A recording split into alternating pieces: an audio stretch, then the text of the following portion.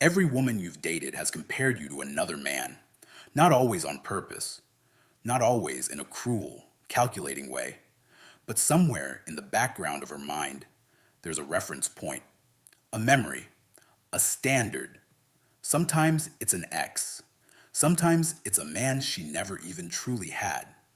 Sometimes it's a short chapter that burned hot and ended fast, but the imprint stayed. And here's what most men don't realize: you can be losing that comparison without even knowing you're in it. You think you're just dating her. You think you're building something. You think you're doing things right. Meanwhile, her nervous system is quietly measuring how you make her feel against what she once experienced. Your presence against a past presence. Your energy against another man's energy. And if you don't understand what makes a man unforgettable, you end up becoming another name that fades the moment she meets someone who hits the deeper switches. So, what makes a man stick in a woman's mind for years? What makes him the one she remembers in the quiet moments? The one she checks up on when she's alone? The one she compares her good man to and secretly feels disappointed? It's not money. Money can impress, but it doesn't imprint. It's not looks. Looks open doors, but they don't guarantee a deep psychological mark. It's not even sexual skill the way men talk about it.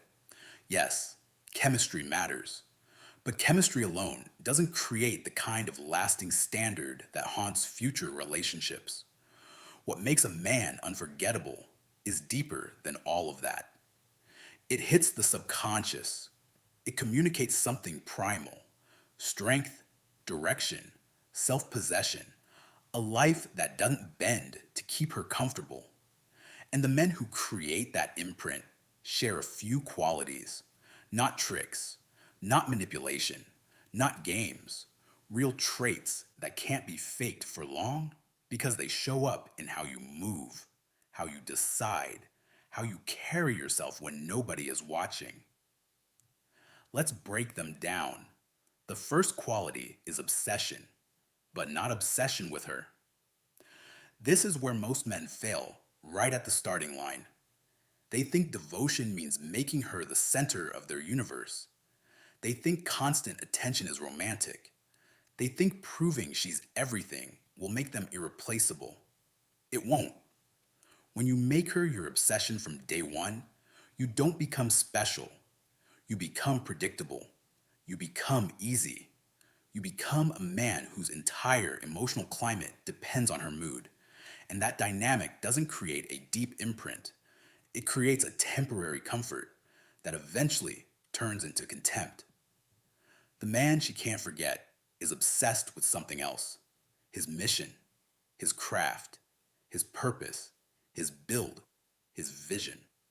A goal that existed before her and will exist after her. And this matters for a simple reason. Women don't want to be handed the highest position in a man's life for free. They want to feel like it means something. They want to feel like it was earned. Think about it. A trophy means nothing if you didn't compete. A seat at the table means nothing if the table has no value. Being number one means nothing if the man has nothing else going on. The moment a woman meets a man who is genuinely consumed by something that isn't her, something interesting happens in her psychology. She feels the pull of his focus, not because he's ignoring her like a child, not because he's playing hard to get, but because she can sense that his energy is rooted in something deeper than female approval. And her mind starts doing something she doesn't even always realize. She wants to capture that. She wants to be the woman who pulls him off his mission for a moment. She wants to be the one who gets the rare access. She wants to be chosen inside a life that already has meaning. That's what creates the imprint. She got parts of him, but never all of him. She had his attention, but not his center. And years later, that incomplete conquest stays in her mind far longer than the guy who made her the sun and revolved around her until he disappeared. I've seen this pattern again and again. A woman will talk about a man from years ago, and you can hear it in her voice. The tone changes, the eyes drift, the memory has weight. He was so locked in, she'll say. He had this drive. When he talked about what he was building, it was like he didn't need anyone to validate it. And here's the line that always gives it away. When he looked at me, it felt like I was a reward, not the reason.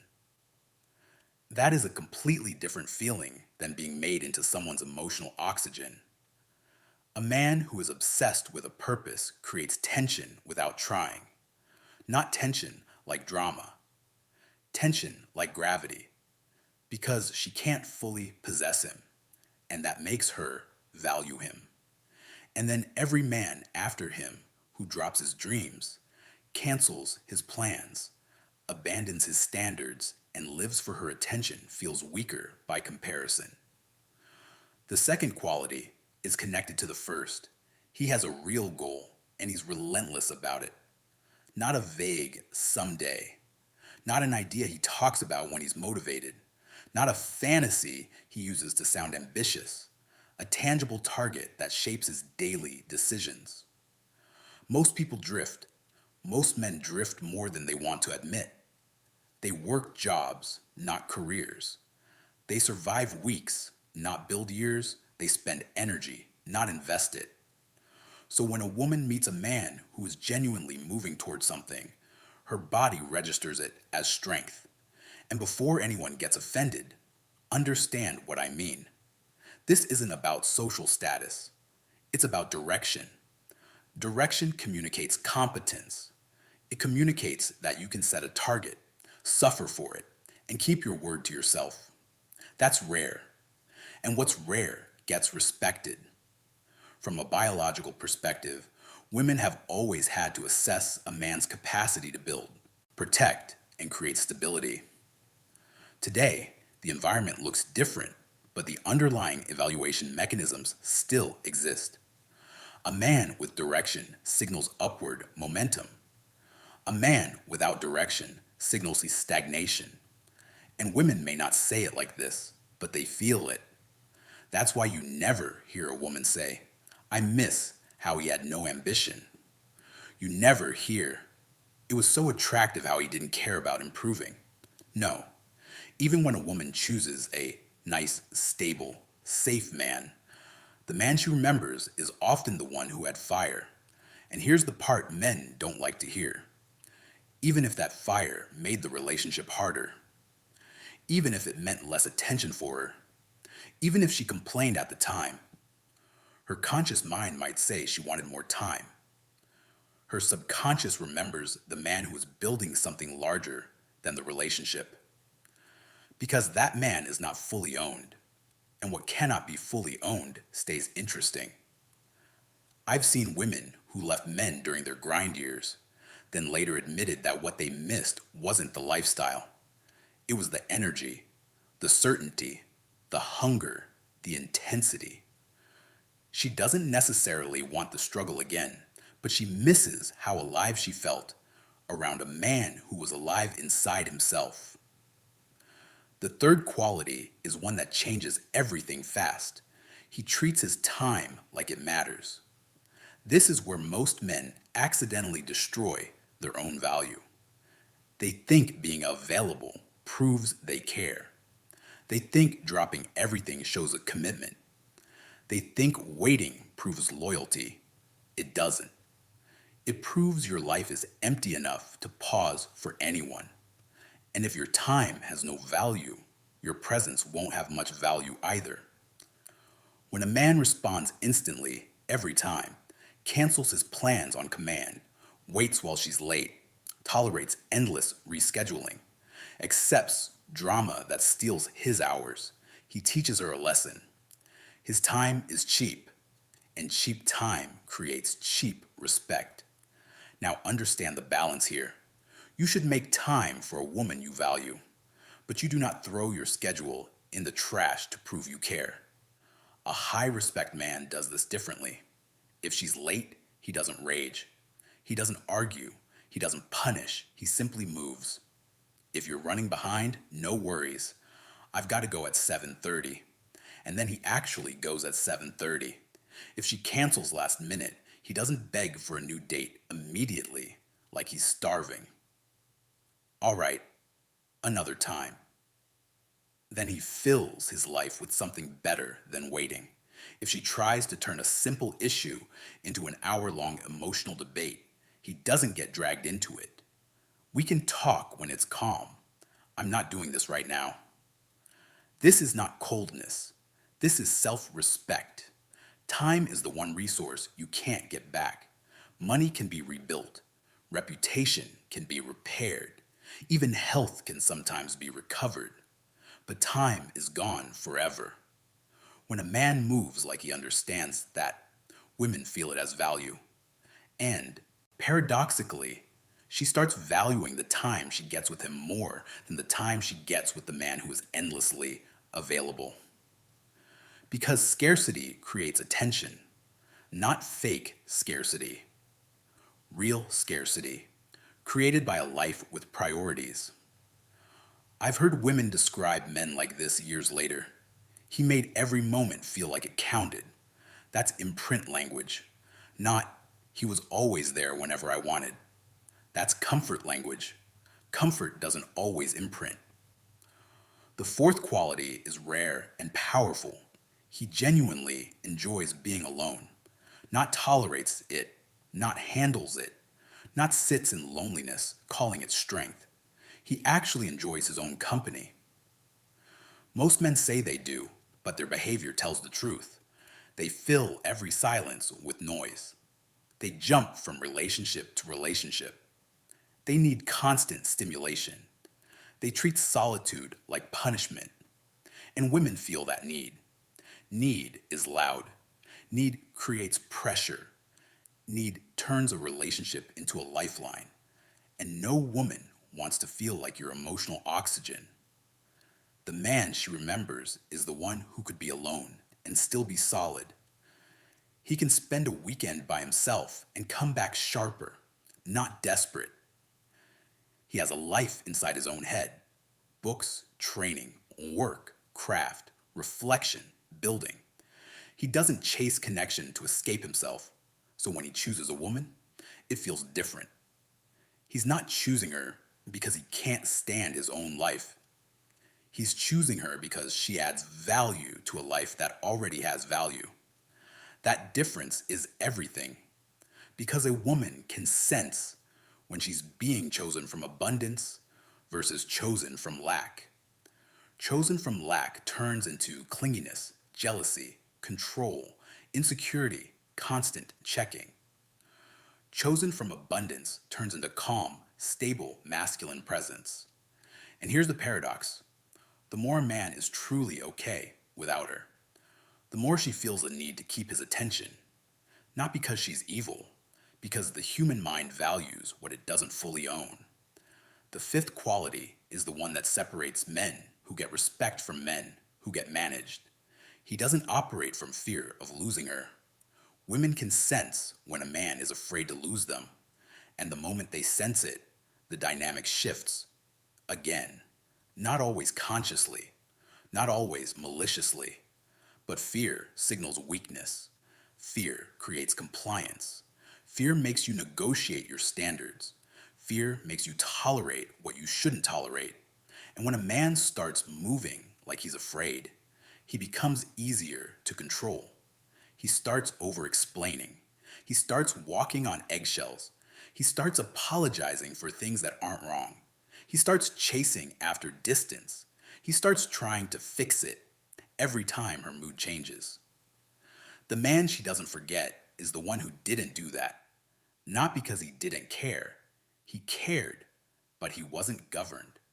When she threatened to leave, he didn't panic. When she pulled away, he didn't collapse. When she tried to use withdrawal as leverage, he didn't chase the leash. He stayed centered. He understood a basic truth most men avoid. Losing a woman is not death. It's not catastrophe. It's not the end of your life. It's an outcome, a change, a separation. And if your identity can't survive separation, your identity is fragile. A man without fear of loss creates a healthier relationship because manipulation stops working. If threats don't move you, she has to bring value instead of leverage. If guilt doesn't control you, she has to communicate instead of punish. If distance doesn't make you chase, she has to be intentional instead of vague. That's why this trait creates imprint. It forces authenticity. I've heard women describe men from years ago with this exact frustration. I couldn't shake him. What they mean is they couldn't shake his center. They couldn't get emotional control over him. And whether they loved it or hated it in the moment, it marked them because it's rare. Most men fold. Most men chase. Most men beg for reassurance. So when a woman meets a man who doesn't collapse when she pulls away, it becomes a standard in her mind. The sixth quality is external value. He is respected and needed outside the relationship. This matters more than men realize. A man who has no world outside her will always feel smaller in her world. A man who is only a man when she's around will never feel fully masculine. Because masculinity is measured by contribution, competence, and standing. The unforgettable man has proof of value in the real world. He has friendships where he's respected. He has work where he's needed. He has a craft where he's improving. He has responsibilities he doesn't run from. He has a life that pulls on him.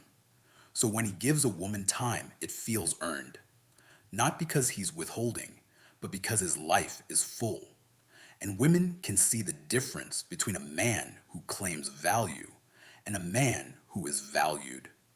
When other people seek him out, when his presence matters in other rooms, when he has momentum in multiple areas, it creates scarcity value, not fake scarcity, real demand. And demand changes how you're perceived. It's the difference between a man saying, I'm high value, and the world proving it without him saying anything. So now you see how these traits work together. A man with purpose, a man with direction, a man who values his time, a man who enjoys solitude, a man who isn't afraid to lose her, a man who is respected beyond her. That combination creates a psychological imprint because that man is not easy to replace, not just because he's rare, but because he triggers something deeper. He represents stability and strength without needing to perform. And that's what becomes the template. Years go by. She dates again.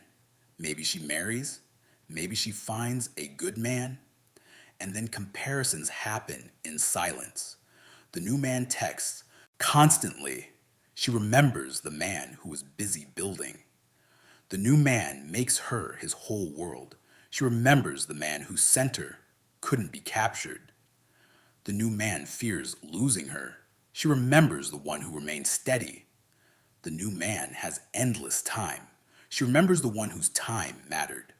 Not because she's ungrateful, not because she's cruel, because the nervous system remembers what felt powerful.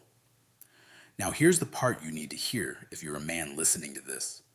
Most men do the exact opposite. They make her their obsession instead of building a purpose. They abandon their goals to keep her happy. They treat their time like it's disposable. They fear solitude and use women to escape themselves. They fear loss so much they negotiate their own standards away. They shrink their whole world to revolve around her. And then they're shocked when the relationship dies. They don't understand that they never became a standard. They became a comfort. And comfort without respect doesn't last. So if you want to become the man she can't forget, you don't do it by learning lines. You do it by becoming real. And I'm going to make this practical because this can't just be theory. If you want these traits, here's how they're built. First, your purpose must be real, not a slogan, not a podcast identity, not a fantasy. A real purpose is something you work on when nobody claps. A real purpose costs you comfort. A real purpose changes your calendar. If your purpose doesn't require sacrifice, it's not a purpose. It's entertainment. Pick one thing and go deep. Business, craft, skill, career, body, mastery. Then build daily. Second, your goal must be specific, not I want to be successful. That's vague. Define numbers, define deadlines, define outcomes, define steps. A man with vague goals drifts. A man with clear goals moves. And movement is what women feel as masculine energy. Third, protect your time like it's your life, because it is. Stop rewarding disrespect with your availability. Stop treating last minute cancellation like it's normal. Stop pausing your life for inconsistent people. Calm boundary. That doesn't work for me. Then you move. Fourth, train solitude until it becomes strength. Most men don't need more social life. They need more inner life. Learn to sit without dopamine. Learn to read, train, build, reflect. When you enjoy your own company, you stop needing women to regulate your emotions. And that single shift changes how you show up in every interaction. Fifth, kill the fear of loss by building a life you respect. Fear of losing her is high when your life is empty without her. So fill your life. Purpose, brotherhood, fitness, work, routine, standards. Then, if she leaves, it hurts, but it doesn't break you. And that's the difference between love and dependency. Sixth, become valuable outside romance. Men who are only alive when dating are fragile men. Build respect in your work. Build a competence in your skills. Build a reputation among men. Build a body that reflects discipline. Build a life that has weight. When you do this, you stop trying to convince women of your value. They feel it. And one more truth. You cannot fake any of this long term. Women may not always consciously explain what they're sensing, but they can feel when a man's frame is real or performed. They can feel when purpose is real or used as a costume. They can feel when solitude is peace or silent desperation. They can feel when confidence is grounded or acting.